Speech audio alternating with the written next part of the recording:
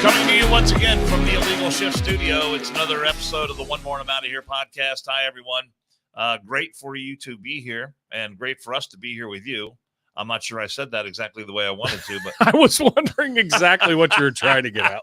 I love it. I guess I just wanted to say, if you're viewing our podcast or listening to it on any of the wonderful platforms, it's a great thing that you're doing. How's that sound? Is that better? That's better. Okay, that's a little better. I like it. Let's go ahead and get this out of the way. There we go. That's a cold beer for me. You got anything to eat? No. I'm a little hungry right now. Not any. I had a not any breakfast- Illegal Shift Studio. I had a breakfast sandwich this morning and you're already hungry again? played golf, and now I'm a little hungry again. I knew you were playing golf you got because it took you a minute to get back to my text message. You got some chips or something? I knew you were playing. So Oh no, I know how you are with chips. You won't stop till you hit the bottom seam of the bag. I know how you are. I like chips. What can I say? But man, we got a lot going on today. Oh, hi, I'm Jason Kiefer, by the way. I already said hi to you. You didn't introduce me. All right. Well, the correct way. You're a grown man. You're perfectly capable. So my morning was fun. Yourself. My morning was fun. And in fact, I know you had to be a fireman for a little while. I got mandated at work, but I had a huge breakfast sandwich, some egg on a BLT. Oh, so you had one that was made at the firehouse. Oh yeah. I just had a McDonald's. Yeah. Just garbage. Just, what was it? The bacon, egg, and cheese. I had like 8 pieces of bacon on this fucking sandwich. It was the most glorious thing ever. I am making BLTs tonight, so I will have bacon tonight. There you go. That's that's on the menu at the Dan Carroll house tonight.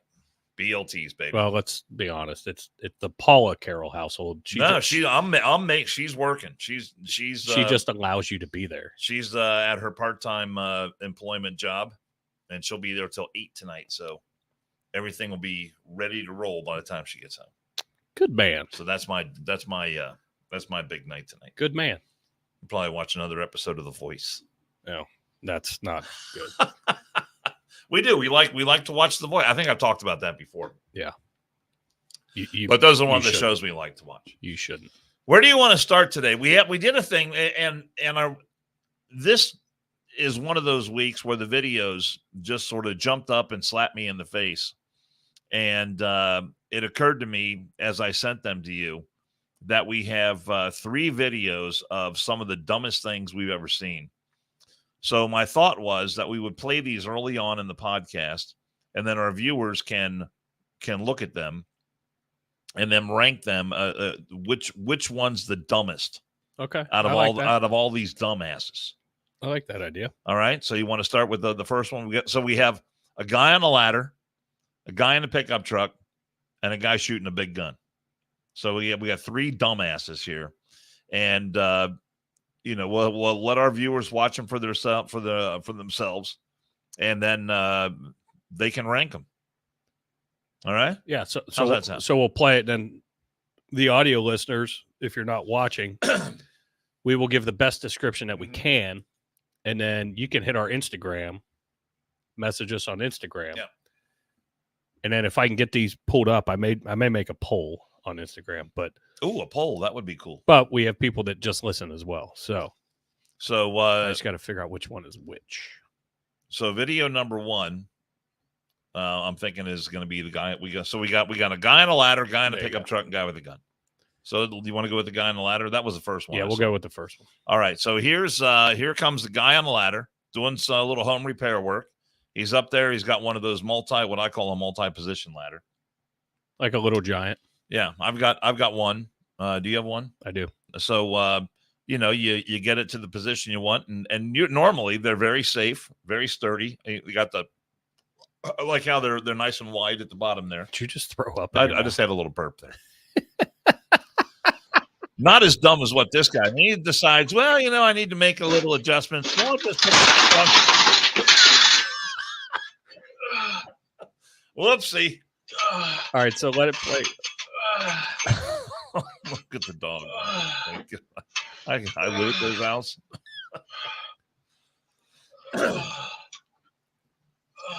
First of all, why was the guy, or is this probably his video from his ring Probably camera? A ring camera. On his doorbell. No, his fucking foot stuck in it. I didn't even see that part. Well, the thing is, he falls, and then the upper part of the ladder comes down and like hits him. I don't know if it hit him in the nuts. He almost got speared with the top half of the ladder. Look, those ladders are awesome, man. But when you're standing, you can't adjust them when you've got them set up like that, and you're standing on it. I mean, the ladder. I did laugh. Ladders still have all those stickers on. When you get ladders at the fire department, they have all those stickers on them. Oh yeah, warning about this, that, how to use them. You know, warnings watch about out everything. for electrical lines. And somebody will still do something dumb like this. But all right, let me find the other one. All right, so that's number one. All right, so that's dumbass number one. We're gonna label that dumbass number one. Guy on a ladder. Then the second one that and all these came to me on my X account this week. Here's a guy, red pickup truck. All right, so let me ask you this first, though. Okay. Obviously, I see this guy with like a 6x6 or a 4x4 in the bed of his truck. Okay. I'm assuming he's trying to lash that down or ratchet that down so it doesn't slide or whatever. That's the only thing that I can deduce out of this. Maybe yes. He's got a load of. This guy has a great. There. I don't know what. I'm not good with years. That's an older Chevrolet pickup truck, it looks like. I'd probably peg that around 1975 or 6, maybe. I love something like that. Maybe a little bit older. Love those body style trucks. Yeah, but safety first. You know, he's got his cargo load and he's got it secured there with his tie down strap. But this guy is going to go do some type of home improvement work. Driving a truck like that. Well, this guy probably should not do any home improvement fucking work. All right, so here's dumbass number 2. All right. Stop. No, don't keep calm. And then that wasn't enough. He just keeps going. So this ratchet strap is attached to his fucking hubcap, or his actual wheel, rather. His actual wheel. And literally crunches. And the guy's wearing a cowboy hat, so you would think he would know some things. Because if you wear a cowboy hat, you know some shit. And literally crunch down the bed of this truck. Why isn't the guy shooting the video telling him to stop? Why? I'd be screaming at the top of my lungs if I saw him doing that. I'd be stop. I would watch dumbass shit like this all fucking day. Because if you're that fucking dumb, you deserve. The thing is, you can't see the other side. So I play that one more time. And then right before he starts going forward, what I don't know is if he's got the other side attached to the other wheel on the other side of the truck. Yeah, you can't see it. Yeah, so you have to assume if he did it on one side, he probably did it on the other. Yeah, actually, you can see it. Kind of so is he crushing both sides of his truck? Yep. See, right there, right here, you can see how it goes across. I mean, did he crush both sides of his truck? I think he did. For God's sake. And that is an older pickup truck. That's a great. That looks like it's been worked on or restored, or it's just in great shape. That's a great looking truck. And he just fucked it all up. So that's dumbass number 2. I mean, who comes out and puts the ratchet strap through the wheel of the vehicle? I've been in the fire service a long time. I've seen a lot of dumb shit. That's why I get called for dumb shit. Typically. Would it occur to you that maybe I shouldn't drive this vehicle until we get that squared away? Would it occur to you that maybe this piece that I'm connecting to moves? Weird. That's going to be real secure. You sent that to me. I had seen that on I think it was Instagram. Oh, my God. I had seen that when you sent it to me. I was like, oh, that's perfect. I'm sorry. Look, I've done plenty of stupid shit in my life. No. But I've never tried to adjust the ladder while I'm standing on it, or put my tie down strap through the wheel of the vehicle. Nope. Never done that. Nope. Sure haven't. All right. Next up is a guy with a real, I don't know what the size of the handgun is here, but that's a big handgun. That's a big boy. That's a big revolver right there. And I'm guessing the black guy on the left is an instructor. Does he strike you as some sort of instructor? That's what I deduced out of it. Because he's the one at the end who goes for the gun. But all right, so you got this guy who try to be somewhat nice, obviously not comfortable with firearms. But this thing is a hand cannon that Harry Callahan would have.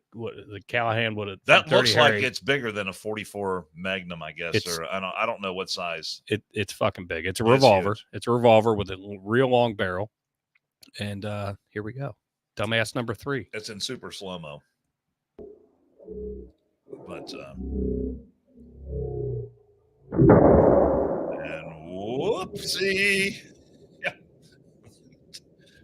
I mean, that reaction by the instructor had that guy squeezed off another round. They'd have been cleaning brain matter off the tree behind. Well, I said he's lucky he doesn't have a hole in his head the size of a dinner plate. Yeah. Looking right down the barrel. Oh my God! I mean, dude, you need to work on your upper body strength a little bit. I mean, come on. That is, I almost thought we're going to see this guy blow his head off. That's where I thought it was going. You know, and it's like it's like some of those that you see like at a gun range or even the one you sent me last week with the guy standing in a drive or he shot himself in the foot. The fast food place and shoots right through his pocket. Dumbass. Then he stands there and acts like nothing happened. I don't know what that noise was. That was loud. Did you guys hear that? I don't know. It's just an expanding pool of blood right here. It's nothing to see. Yes, I'll take fries with that and I'll be on my way. So we've got dumbass number 1 with the ladder, dumbass number 2 with the truck, and dumbass number 3 with the firearm. So feel free to there you go. Share your thoughts. Cincy 513 already has. Someone borrowed that truck. So he's probably, you know what? He's probably right. Nobody who owns that truck, but he was wearing a cowboy hat for fuck's sakes. Come on. That's probably a good. I'm going to call you. Hey, Jason, I got to pick up some 4x4s at the Home Depot. Can I borrow your truck? You'll be the last one. You'll be the last one. I got my tie down straps. I'm ready. I've got my own straps. Don't worry about it. Hey, real quick, I saw a good way to secure those. Real quick, I'm gonna give a quick Rob update. Rob was moved to a different facility yesterday, but we have a great fundraiser. I just got to find, there it is. Great fundraiser coming up March 16th. Recovery benefit for Rob Herking's Heroes. The one you sent me was green. This is not green. I said, I know we've made a couple different ones just to change it up a bit. How about that? I like that. Just to change the optics. But so yeah, $20 cash cover at the door. I know, some people are out of town and whatever. But and I've gotten a lot of messages on our Instagram page and text messages directly, just well wishing and sending prayers and good vibes and whatnot. But this is gonna be a good event. It sounds like we're gonna have a ton of stuff to raffle / auction. There was an AR-15 that has been gifted to donate. All of the money, every dollar goes to Aaron and the Herking family, for costs and everything else. If you are out of town and you are inclined and able to donate, I'm putting Aaron's Venmo up here because that's how we've sent it out to a bunch of other people, locally that aren't able to be here, whether they're out of town or whatever. Any little bit helps, $5, $10, $20, whatever. But like everything is going directly to her. So everything at the door, the tap house is not taking anything at the door. We're actually getting $5 off every domestic bucket that's sold. $5 is going to Aaron and the family. So that's awesome. So yeah, so that's what we got going on. So huge props to the tap house, man, for helping out on this. And we've been busy, just in preparation and collecting things and whatever. But that's our Rob update at this point. And then was it Cools that came up with the t-shirts? Yeah. Cools donated shirts that we're going to be selling. So do you have a picture of one of those? Not no, I don't. Okay. All right. To be honest with you. Yeah, but I was scrambling this morning to get everything else up. But I mean, the community has come through, and we're looking for a big event on the 16th. And I mean, heading into it, really, it couldn't look better. Yeah, with all the help we've been getting and everyone chipping in, and it's a huge deal. And this is just, you wouldn't wish something like this on your worst enemy, man. What Rob is going through right now. Well, and and like you said, the community, and Dan Varner has been a huge help with kind of securing entertainment, and he's handling that part. And then we've got, Todd Sledge, Kerry Wolfangle, Rick Barrick, who actually just popped up in the chats, ironically. We're all, the Sons of the American Legion, who Rob is a member of with us. We're all coming together for a brother and trying to, get everybody, as many people as we can. I want to pack that place and make a shit ton of money. So, but that's where we're at now. So I love Jill Billy. Don't skip arms at the gym. Especially if you're going to be firing a big old hand cannon like that. Here, I want to roll to an event yesterday, which is something that I really don't ever want to be a part of in my fire career. I'm completely good with not having anything to do with any of this shit. Is this the one in the Louisville area? Yeah. Yeah. So I was texting with Dexter Pitts, and if anybody doesn't know, before I share the screen, there was a Cisco semi truck that blasted through a side barrier of, and I can't remember which bridge it was specifically, because there's a few of them in Louisville, dangling over the edge. I mean, literally dangling, the driver's looking at the Ohio River. How the cab even stayed connected, I had no idea. But the Louisville Fire Department, obviously responded, and they did a high angle rescue. Got rappelled down, got the driver, got her out of the cab. Oh, it was a female driver? And apparently she was military, former military. I just heard that this morning, but and then they got her hooked into a harness, hoisted her up, but because the video I saw was shot from pretty far away, so you really couldn't tell if it was a man or a woman that was being rescued. There was I can't remember who she was. This news anchor that was just completely ridiculous. I mean, just her commentary as the live shot was local going news on. anchor or a news anchor from that. I don't know if it was Fox News or if it was local, but she sounded like a complete and utter moron. But I've got a quick video. Well, I say quick, but all right. All the credit goes to these folks right here. They train for this type of stuff. This is very much a worst case scenario, kind of a crazy thing that you don't expect to actually have to do until you show up and you see it and you're like, oh my gosh, this is actually what we've talked about, and here we're ready for it. So the way that semi truck actually was dangling off the edge, it was essentially. I mean, how did that cab stay attached onto the concrete as well as one of the bridge abutments that was holding it in place? So we're very concerned with the stabilization there to make sure that our people are safe. Obviously, we are willing to risk a lot to save a lot, and so yes, we will absolutely take that risk to get her out. But it was a constant concern that truck could shift at any moment. She held it together amazingly. I got to tell you, it was obvious she was shaken up, obviously that she was scared. Firefighter Carden did an amazing job of keeping her calm. She held it together like a champ. But I will say the second she hit solid ground, she was able to let those emotions go and just have that relief. And it's a pretty impressive thing. I was not nervous at all going over the edge because I knew that they had me on the top side.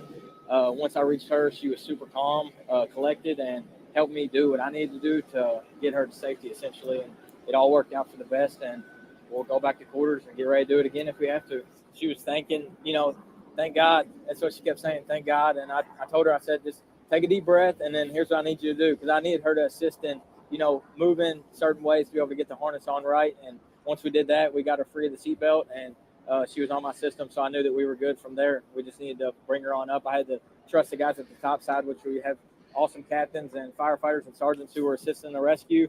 Obviously, without the whole, it was a team effort. Without everybody doing their job, we wouldn't be able to have a successful rescue. So do they have to set the rigging up at the top of the bridge? Get that, or where's the rigging set up? They had it connected, what looked like at the tip of the ladder, which when I was watching this yesterday, I was like, I wonder what the tip load, like our tip load at the end of our ladder is 500 pounds. Okay. It's what it's quote unquote rated for. Right. Now, there's a little bit of buffer, but that's, you go over it and something bad happens. Somebody's getting not sued. have more than 500 pounds. Somebody's getting sued.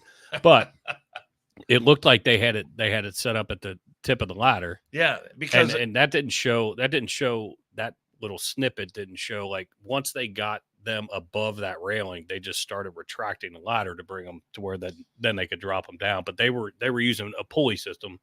Yeah. Mechanical advantage and all that. So you had guys, pulling those ropes, and I would guess that was either a 3 or a 4 to 1 system setup. So that strap that takes time. That guy was attached to is not attached to a mechanical winch. It's actually guys pulling on that strap that he's attached to with just rope. The average fire department, how much time? And I guess Louisville's probably just maybe a little bit smaller than Cincinnati, but how much time would you say that they spend during the course of the regular things that they do actually engage in that kind of training? So typically, when you have a metro city department, like Cincinnati has their heavy rescue teams. So you have engine companies, ladder or truck companies, and then a heavy rescue. Yeah. And those are the guys that are very well versed in that. Louisville, I don't know how it's set up, but you have guys that, and we make the joke, we call them the God Squad, because they do the high angle rescue, the trench rescue, like the video you sent me a few years ago, right? When that trench clapped, that was a USAR team that got involved with that, but because that wasn't a big metro city department, right? So they call in the county resources, and a lot of these guys are all still attached to that county resource of urban search and rescue. Yeah, that was up in Mason, Ohio that time, and I'll let you in on a little secret. Not you, because you know this, but our viewers.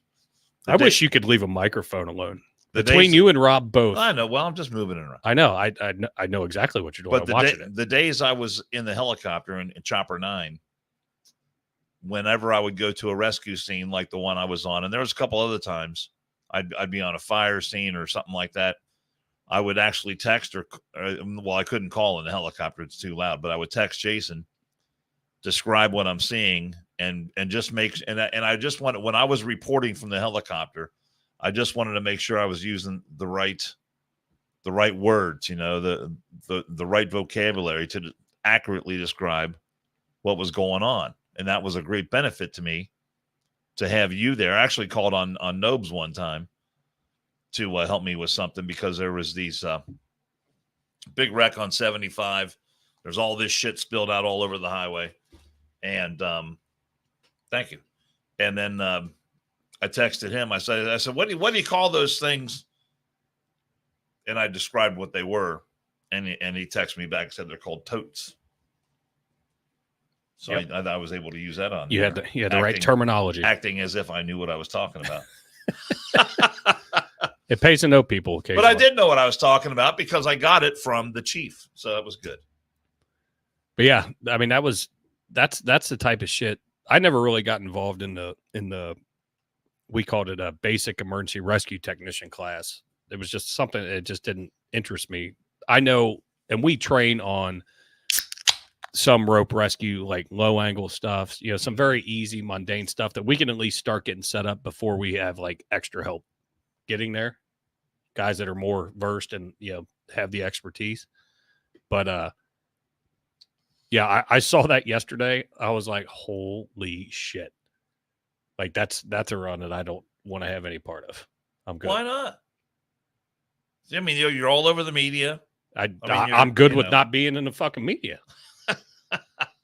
Well, huge props to those guys. Oh, dude, did a great job. They killed it.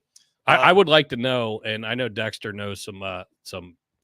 When I was talking with Dexter yesterday, or he was bullshitting and he was saying that I guess that bridge is not a toll bridge, but then like the other bridges are going across are toll bridges. He was like, "This shit's all staged. They just want everybody to go to the toll bridge." So they had to shut that bridge down, yeah. But just everybody paid it. And it was funny with him being former Louisville Metro and very familiar with that area. Obviously, it was just so funny to hear him That's say pretty that. good. But yeah, I mean, yeah, great job by Louisville Fire Department, man. But I am going to be a bit critical of the photographers who shot that, and I don't know what their vantage point was. I don't know if they had drones. I don't know if they were able to get other shots, but the video that I've seen of that rescue is pretty much from that angle that we just saw. That's the only one that I've seen. That's it. That's all I've seen it. They should have called our drone team. We'd have gone down. From a couple of different, because that's why I was asking about the way that rigging was set up. Yeah, it's not clear. Yeah, you can't see it. Yep. But the photographers that I know that I worked with would have looked for an angle because that angle doesn't really give you good context of like how high above the water they were, how far the truck was sticking out of the. It just seems to me that they dropped the ball a little bit.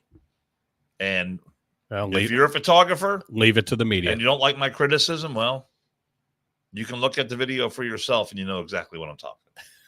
You judge for yourself. Okay, I'm being a little bit of a jerk right now, but just saying. I could say so many things, but I'm not going to. Please do. Say whatever you want. I was going to say, shocker, you're being a jerk. What do we want to talk about? How about the thing that pissed me off this week? Your turn. Another piece of video here, and this comes from our friends at MSNBC. I was watching the morning news, and maybe it was either Wednesday or Thursday. Wednesday morning, I think it was Thursday morning. And I turn on MSNBC, and part of my job is to know what they're talking about so I can talk about it on the air and talk about it on the podcast. And I just can't, even though I probably watch mostly Fox News when I'm watching news, which I watch news all the time. But I do spend some time looking at what's on CNN, looking at what's on MSNBC. And so the other morning they had on a couple of book authors who wrote a book, and you'll see the name of it in the title. But this guy's opening statement, and far be it from me, Jason Kiefer, to judge a book by its title. But I am going to judge this guy by the words that came out of his mouth. Fair enough? You're a grown man. You can do what you want. Roll it. I get it. Roll it. I understand it. This is what really pissed me off this week. Joining us now, Professor of Political Science at the University of Maryland, Baltimore County, Tom Schaller, and journalist and opinion writer Paul Waldman. Their new book, out tomorrow, is entitled White Rural Rage, The Threat to American Democracy. And Tom, we'll start with you. Why are white rural voters a threat to democracy at this point? You would think, as we pointed out, looking at Joe Biden's background and Donald Trump's, that the opposite would be true. I mean, we lay out the fourfold interconnected threat that white rural voters pose to the country. First of all, and we show 30 polls and national studies to demonstrate this. So we provide the receipts in Chapter 6. They're the most racist, xenophobic, anti-immigrant, and anti-gay geodemographic group in the country. Second, they're the most conspiracist group. QAnon support and subscribers, election denialism, COVID denialism and scientific skepticism, Obama birtherism. Third, anti-democratic sentiments. They don't believe in an independent press, free speech. They're most likely to say the president should be able to act unilaterally without any checks from Congress or the courts or the bureaucracy. They're also the most strongly white nationalist and white Christian nationalists. And fourth, they are most likely to excuse or justify violence as an acceptable alternative to peaceful public discourse. So you mentioned a lot of negative factors about this demographic. So this guy's name is Tom Schaller. He's a professor of political science at University of Maryland, Baltimore County. And he goes on that show and smears everyone who is a white rural American. Did you hear what he said? Do we have any white rural Americans? And look, he's not just smearing white people, but he's smearing black people too, who don't march in lockstep with the fringe left in this country. And I wrote down everything this guy said. And he's saying, well, we've got polls and we've got studies that show they're the most racist. The receipts are in Chapter 6. From xenophobic, anti-immigrant, anti-gay. Do you know of any studies or polls that have been done that come to the conclusion that if you live in rural America, that you are anti-gay, that you are racist, that you are xenophobic? I mean, do you know of any polls? Have you read or heard of anything like that says that this particular group of Americans who live in rural Americans are the ones that are all, and again, and the list goes on and on and on. Well, here's a question I have. I haven't heard a threat to democracy. I haven't heard of those polls. But let's just say that there are rural Americans that are anti-gay. You're allowed to be anti-gay. Yes. I don't have to agree with you being anti-gay, but you're allowed to be any of those things. So because, like you said, marching in lockstep, quote unquote, Dan Carroll, I don't have to agree with it, but you're allowed to feel that way. It may not be right in my morals and views, but you're allowed to feel that way. And if that's going to direct how you're going to vote for whatever reason, then why does it matter? Why does that matter? Why do you have to, you single out white rural people who mostly are probably the farmers? I mean, when I think of rural, I'm thinking you potentially by and large, yes. You potentially own a farm. Guess what? Guess where you get your fucking food from, you liberal fuck? From those people that hate gay people, but you're going to eat their food that they fucking grow. Well, and the thing is, most rural Americans I know don't hate gay people. They might not understand why people choose that lifestyle. I'm being devil's advocate, though. Even if they did hate them, that's their choice. They might not agree or might not like gay people or all this transgender nonsense, but they certainly don't want the government to go in there and wipe them out or shut them down or make it so they can no longer exist. Right. I think rural people have a pretty good understanding that there's all kinds of people in this world. They might not live the same kind of life that I live, but it doesn't mean that they should, that they want them not to exist. And that's what this guy is to me. This book is more hate speech than what he's accusing these people. Well, I mean, look at all the hate speech in the 4 or 5 sentences that this guy laid out here. He says they're the most conspiracist group. QAnon support. Hey, look, I've heard of this QAnon stuff before. I have no idea what QAnon is. Are you familiar with QAnon at all? Just barely. Yeah. I mean, just the very tip. I've heard of it. And supposedly, if you're a Trump supporter, then you're also a QAnon. I don't even know. And look, I have not heard the term QAnon for a couple of years ago. It was kind of a big thing. We had the QAnon shaman. Yeah. It was kind of a big thing, but I have not bothered to look into it at all because this whole QAnon nonsense is a canard. It's a non-factor. There might be QAnon people out there, but they don't amount to a hill of beans. And then election denialism. So you don't think that Joe Biden got 81 million votes? Oh my God! You are a threat to democracy if you don't think Joe Biden got 81 million votes. If you're and then they talk about COVID denialism and scientific skepticism.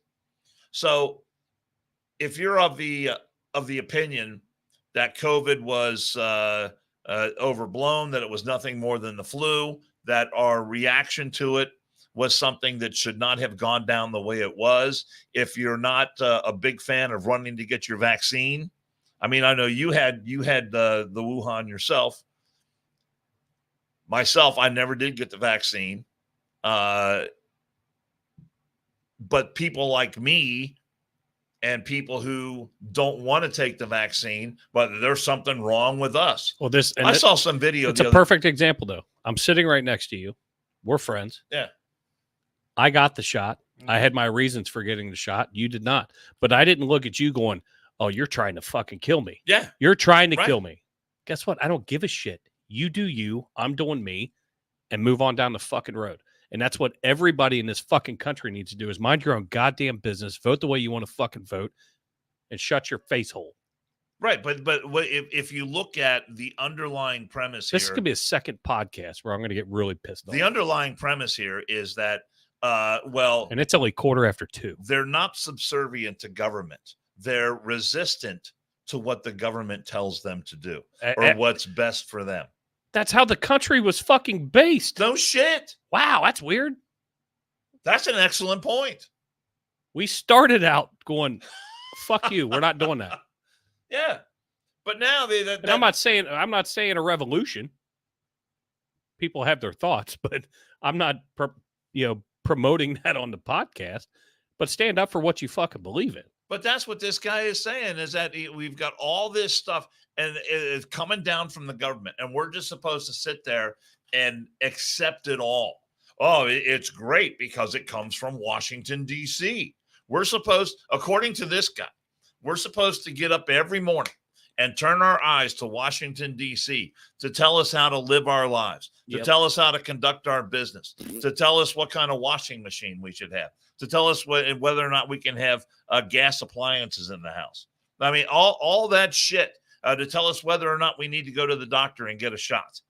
We're supposed to just accept all that from the federal government, and then we'll be in good graces with Tom Schaller, professor of political science at UMBC. That guy is the mayor. I'm going to call this guy and see if he'll come on the show. That guy is the mayor of Village of Douchebags. He's the fucking mayor. That guy, go fuck himself.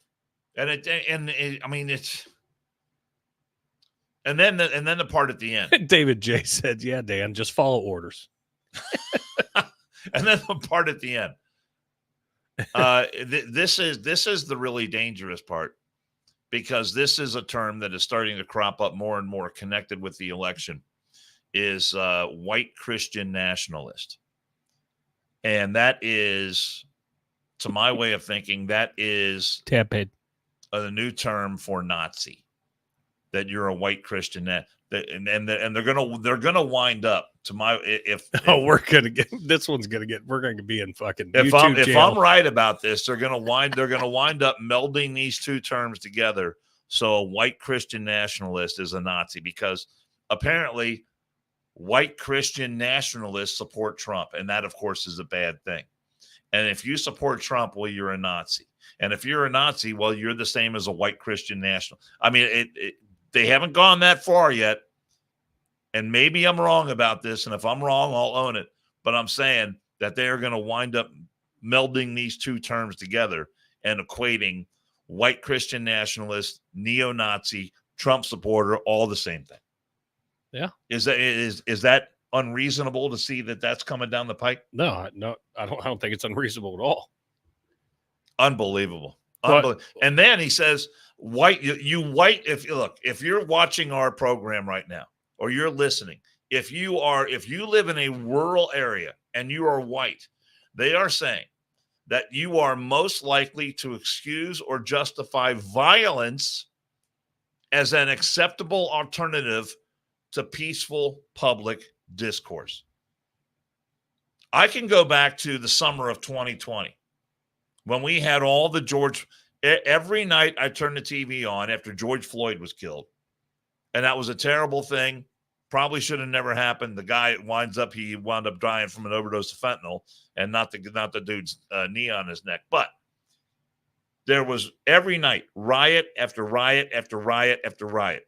People being killed, businesses being burned down, billions of dollars in property destruction, police precincts had to be closed because they came under attack. And by and large, it was not white Christian nationalist rural people that were engaged in those riots. That was the rise of Black Lives Matter and all the rest of it, Antifa. And so did those people justify violence as an acceptable alternative to public discourse?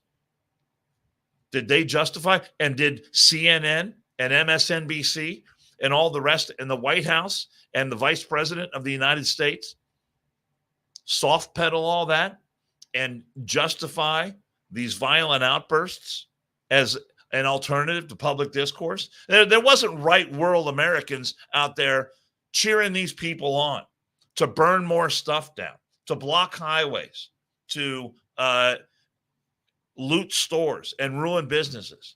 I didn't see white rural Americans out there doing any of that. But yet somehow this dude from the University of Maryland, Baltimore County says he's got the receipts. He's got the polls and the studies and all the rest of that to say that if you're a white rural American, then you're the one.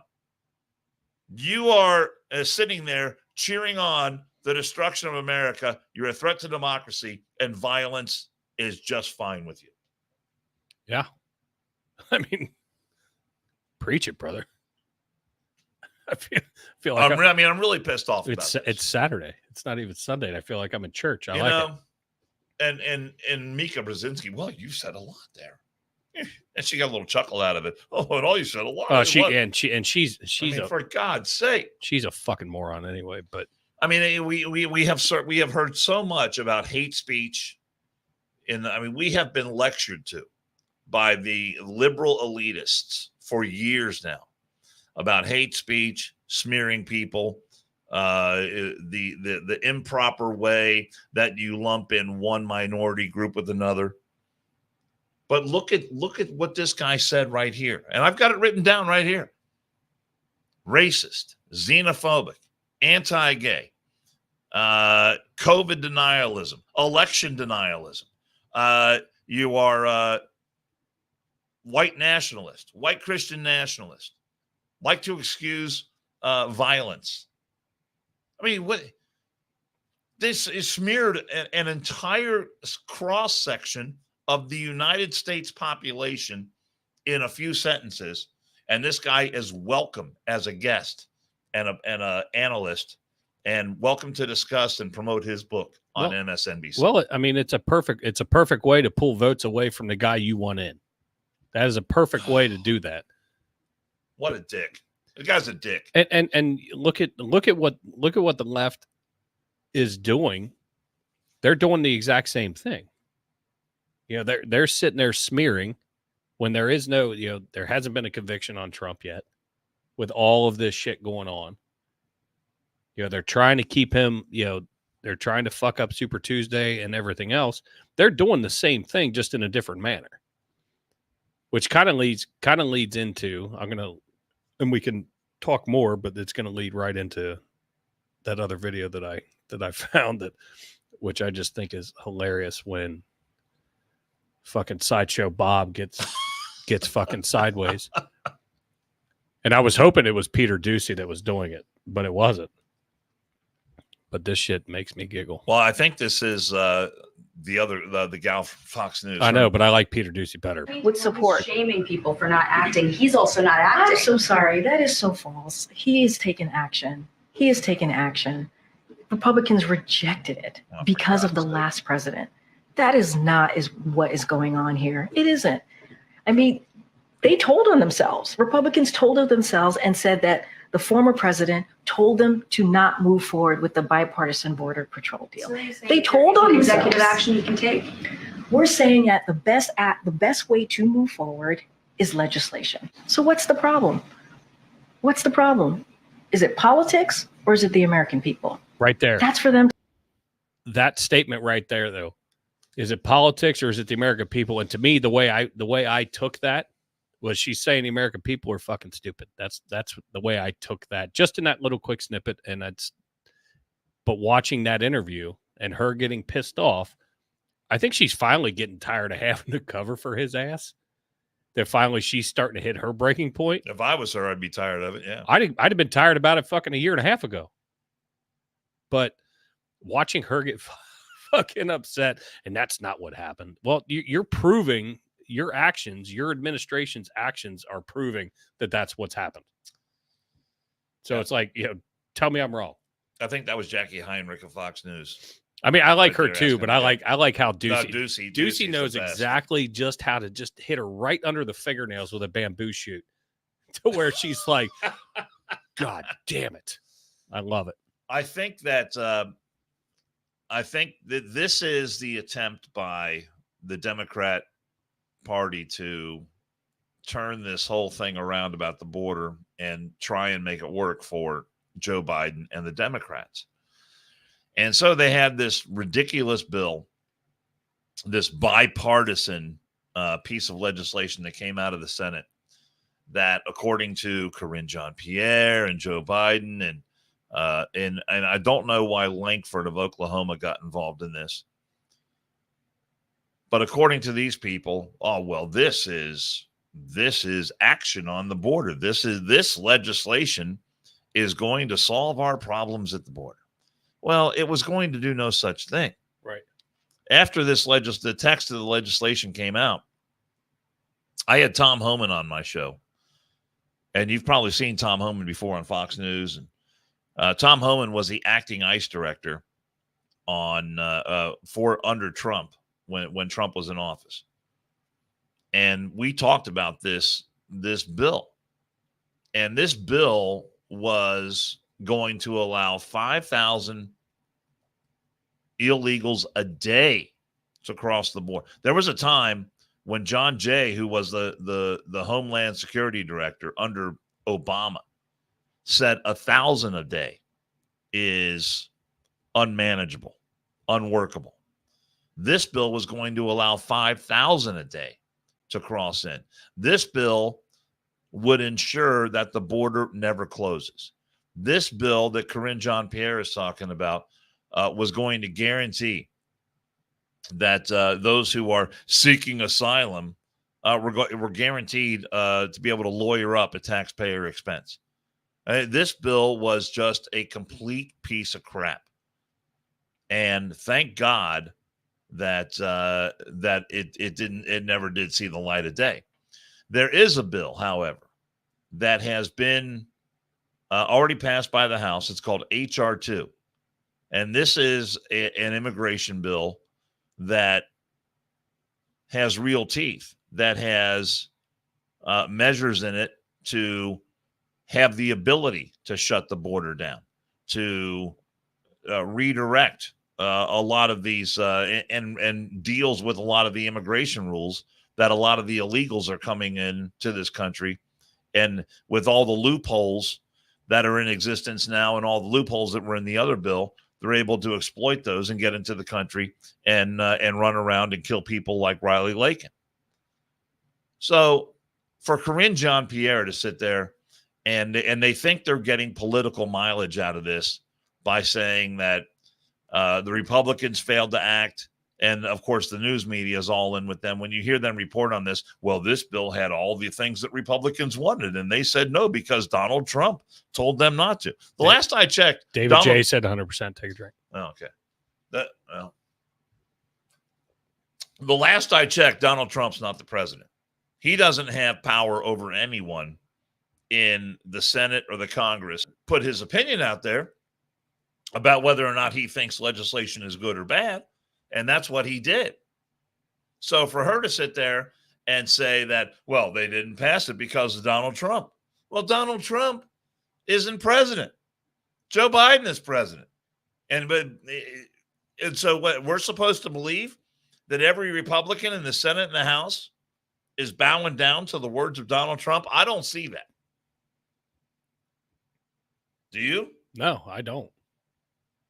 So look it up, H.R. 2. That's a bill that has been passed and has been out there for months now, passed by the House. Of course, it's never going to see the light of day in the Senate because it's a real immigration bill. And you can look that one up. So for her to sit there and say that and Joe Biden said this during his photo op at the border the other day. He called everybody looked angry. Nobody wanted to be there. He called out Trump. Oh, the Border Patrol people, they were not happy. He called out Trump saying, well, let's not play politics for this. We work for the American people, blah, blah, blah. What a bunch of shit. But all they're doing is trying to score political points and turn the narrative around on this thing. I, for one, don't think it's going to work. Well, and here's the thing, too, is here, us in Cincinnati have not seen, the detriment of, knock on wood, we haven't really seen it. All the illegal immigrants coming in. We're not one of the, even though we're a sanctuary city, we haven't seen it. New York's getting killed with it. They see Denver's it's getting interesting. killed with it. They see a lot more of it in Butler County than we see it here in Well, Cincinnati. and for whatever reason, Yeah. but I'm saying we haven't really had to deal with it.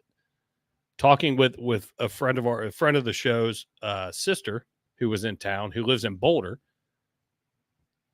close to Denver. All of these illegals are getting shipped out of Denver, even though they're the ones that said, "Yeah, you can come here." They're shipping them to Boulder, and Boulder's getting pissed.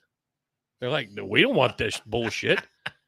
And literally, I mean, face to face talking to her, she was like, "Oh, it's getting bad," and she was like, "Our politicians are getting ready to, put a fucking squash on it." It's got to stop, man. But Denver's like, "Yeah, bring them here. Yeah, it's fine. We'll welcome you in."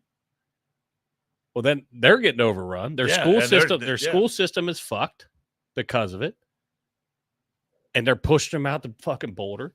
And Deadleg's in Colorado. He's saying Denver's overrun.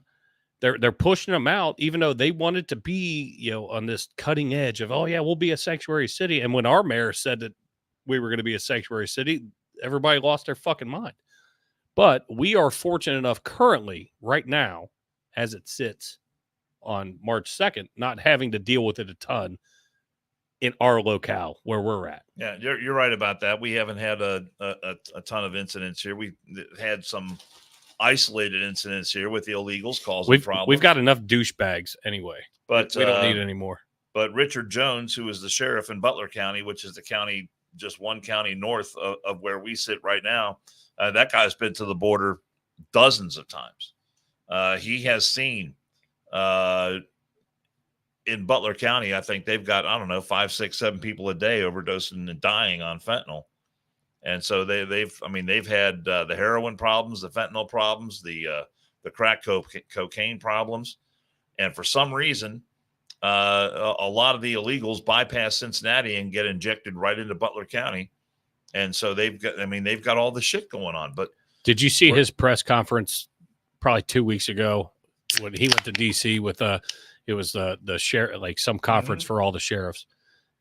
And, somebody from the FBI said, it's getting bad, but it's going to get worse. He's putting the warning on. So buckle up. He's telling people that you got to be ready to defend yourselves.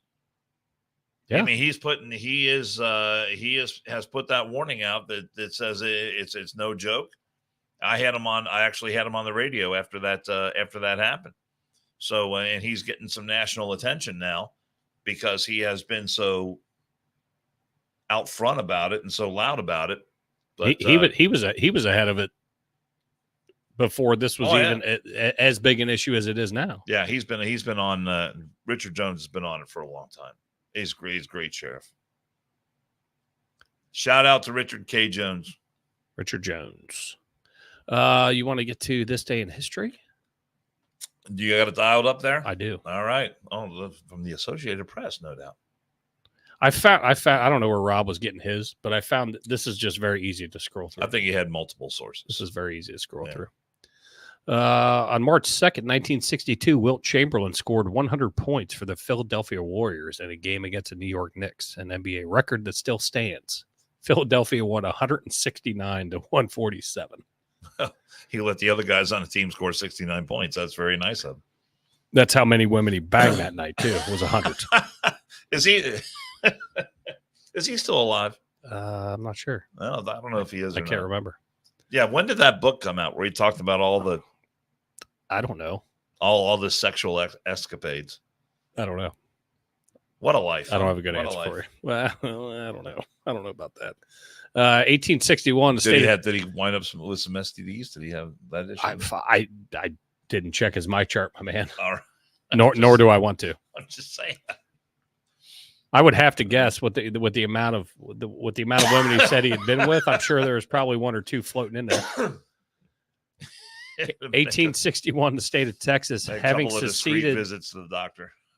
Jesus Christ. Go ahead. Having seceded from the Union, was admitted to the Confederacy. 1877, Republican Rutherford B. Hayes was declared the winner of the 1876 presidential election over Democrat Samuel J. Tilden, even though Tilden won the popular vote. Yeah, that's why we have the Electoral College, my friend. So something else comes a little bit further. in this. Okay. 1917 actor, producer, director, and band leader Desi Arnaz was born. I Love Lucy. I Love Lucy. Great show. Yep. Very talented. So in 1932, the 20th Amendment to the Constitution, which moved the date of the presidential inauguration from March 4th to January 20th, was passed.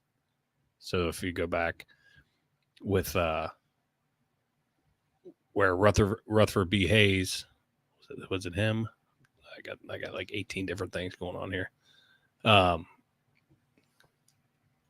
I didn't realize, and I like to think that I'm a history guy, but I didn't realize that March 4th was the inauguration day and why it was moved to January 20th or when that happened. I had no idea. So 1932 is when I know, but January in Washington is fucking cold, man. It's a dumb fucking decision. It's nasty out there. I mean, They're shit. out there in the I turn a cold. heater on in this little fucking studio that we have. Yeah. I'm fucking so cold. Yeah, all the time. I saw a video a few weeks ago that was from a reporter who was covering the Biden inauguration when he made his inaugural speech, and he was positioned at the Capitol was, I don't know, several hundred yards in the distance, and where he was on a balcony. Looked like he was maybe 3 or 4 stories in the air, and there were a lot of other reporters and cameras around. So this was a reporter position from which you could cover the proceedings. And he and I don't know why this video never came out, but he was standing there and he's saying, Joe Biden just stepped up to the podium and he's speaking right now. And again, he's, in the distance, and he was showing video of the area in front of the Capitol. And there's nobody there. It looked like North Korea. I mean, the way it was shut down, all the temporary fencing that was up, there were lots of National Guard, people with camouflage uniforms on, right? Humvees and stuff on the streets, police cars with the lights going. But there wasn't, normally during an inaugural address, you see the picture with the mall all filled up with people and all that kind of stuff. Right. I mean, it literally looked like North Korea. It's a stunning video because, normally what you see is a tight shot of the president. He's speaking, all the people there up on the balcony there, the Capitol building. And this shot, though, was from behind where the crowd was standing, and it literally looked like North Korea. And I don't remember that reporter's name, but I remember seeing that video. I'm like, this is the kind of stuff you never see. Right. Never see anything. Well, that's your homework. You find that video. I'm going to look it up. In 1950, this one intrigued me. In 1955, 9 months before Rosa Parks' famous act of defiance, Claudette Colvin, a black high school student in Montgomery, Alabama, was arrested after refusing to give up her seat on a public bus to a white pastor. Why don't we ever hear about her? Why don't we? Because she did it before Rosa Parks did. I think they both did the right thing. Claudette Colvin. I love that name, Claudette. Yeah, I found that interesting. That's something you always hear Rosa Parks, but I had no idea that was a thing. There should be a movie done about her. Maybe because Rosa Parks was an adult and she was a high school student. Maybe, I don't know. So she refused to give up her seat on a bus And was arrested. Where did it happen? Montgomery, Alabama. Is it Montgomery where Rosa Parks happened? I believe so. Wow. Or was she Birmingham? Well, that's a good question. I can't remember. But it was somewhere down there. Alabama, home of Forrest Gump. That's Greenbow, Alabama. Well, I'm just saying. Greenbow, Alabama. In 1985, the You government. like that movie? Yes, I love that movie. It's a classic. It is. It's a good movie. If you don't like it, then I'm not friends with you. I love Lieutenant Dan. Come on, man. My name is Dan. No shit. Shocker. Weird. Some people call me Lieutenant Dan.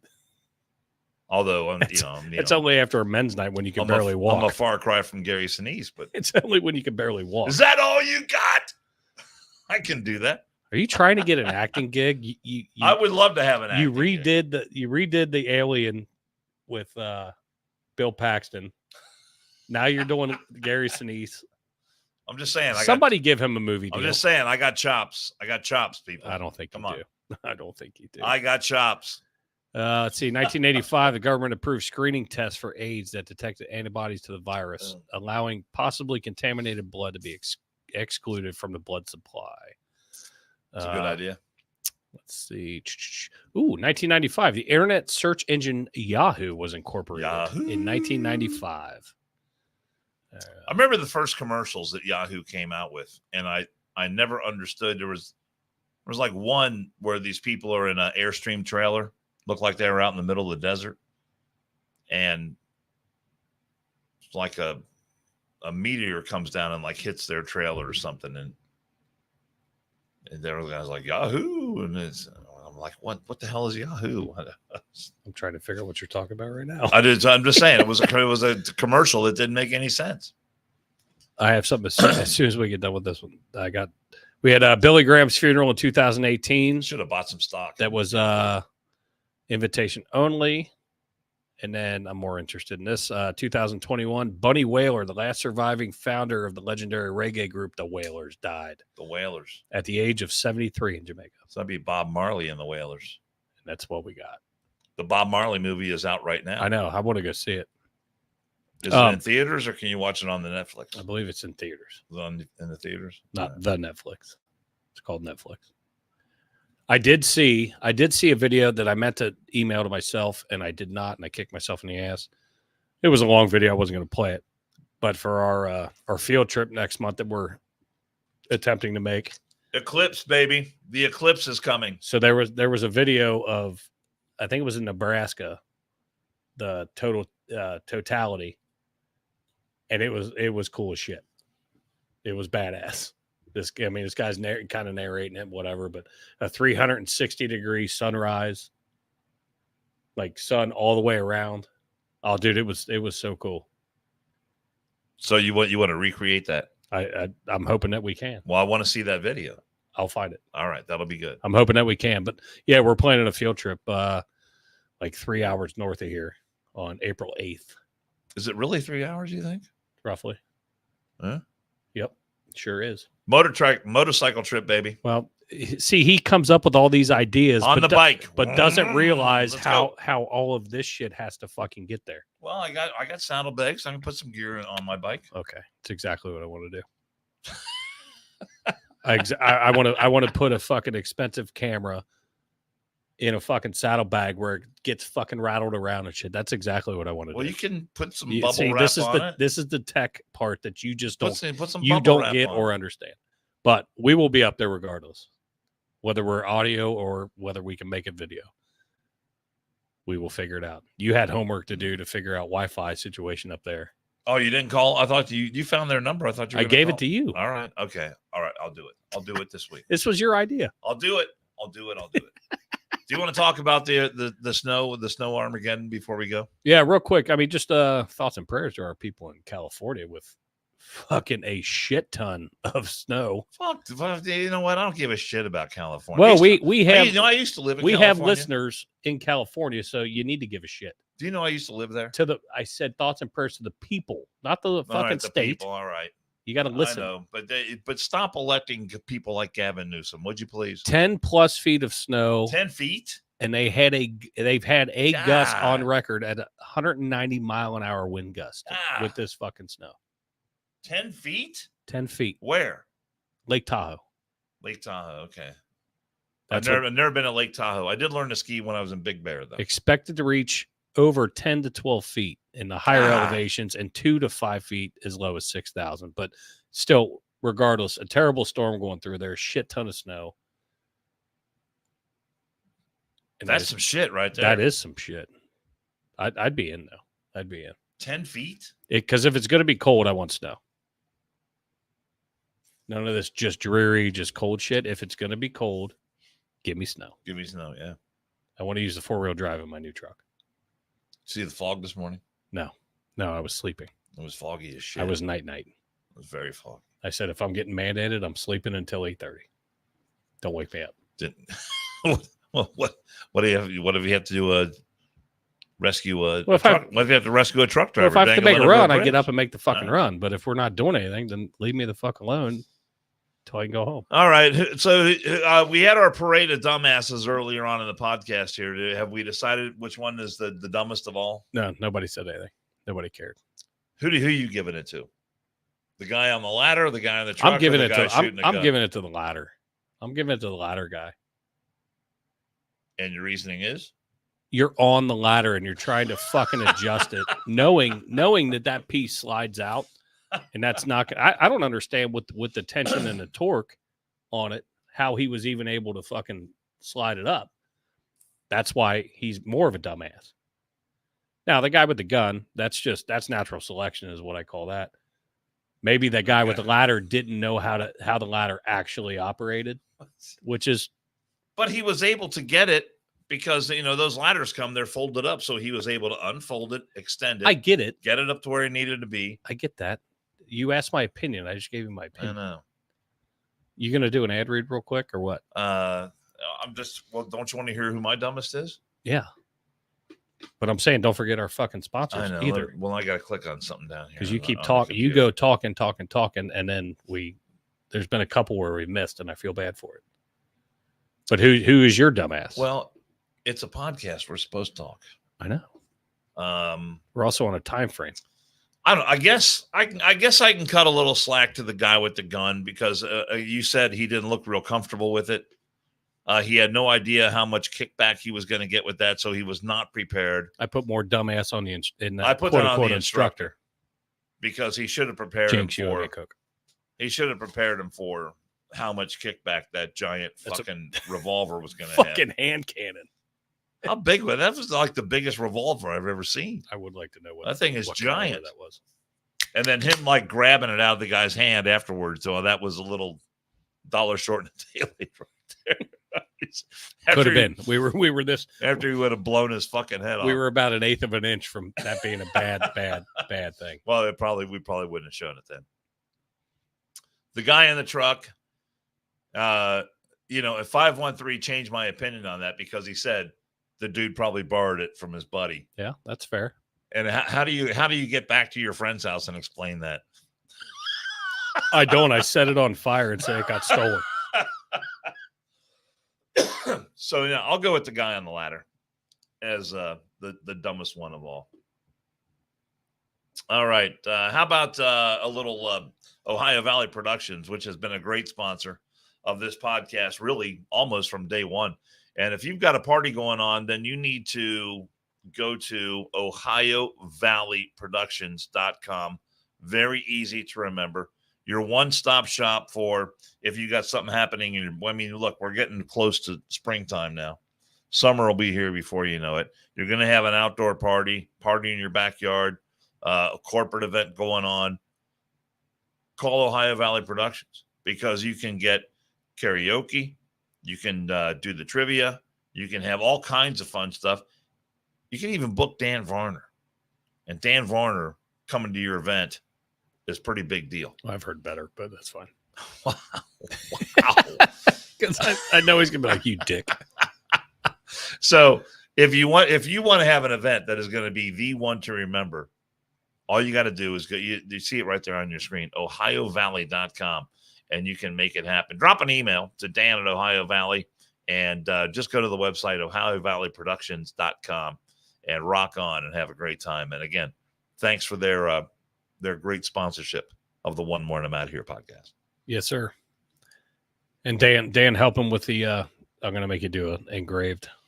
Engraved in USA? Only because Dan's helping huge with the fundraiser. Engraved is going to be helping out a bunch too, getting multiple gift baskets and stuff, and they're friends of ours. Well, that's an excellent chance, I would say, to come out to the Tap House. And if you have not yet taken the time to see what is on the Engraved in USA website, come out to the Tap House on the 16th and check out some of their products. You will. I'm going to go. I'm not really going out on a limb to say you will be impressed.